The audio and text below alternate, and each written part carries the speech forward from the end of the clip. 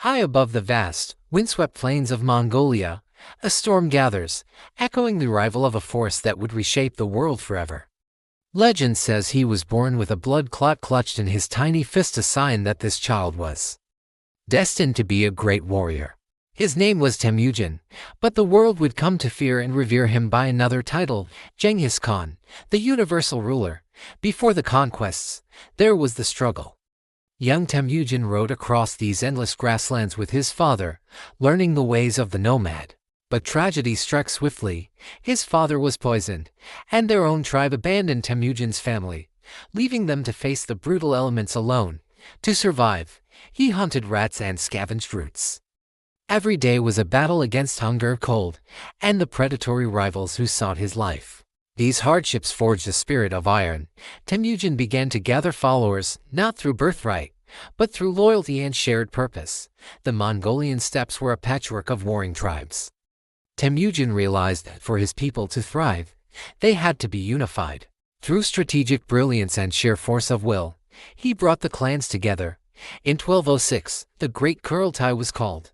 There, he was proclaimed Genghis Khan. The boy who was left to die had become the leader of a nation of warriors. His army was unlike any the world had seen. They were masters of horse archery, capable of firing lethal shots at full gallop. They used the feigned retreat, a terrifying tactic where they would flee only to turn and devastate the pursuing, disorganized enemy. From the Pacific to the Caspian Sea, the Mongol Empire expanded with lightning speed, conquering vast territories and ancient empires. Yet, Genghis Khan was more than a conqueror. He brought order to his empire through the Yasa, a strict and fair code of law. Under the Pax Mongolica, trade flourished. A person could carry a gold plate from one end of the empire to the other without fear. He embraced religious tolerance. In the Mongol capital, mosques, churches, and Buddhist temples stood in harmony, side by side. In 1227, the Great Khan passed away. Following his wishes, his burial place was kept a secret, hidden forever in the heart of Mongolia.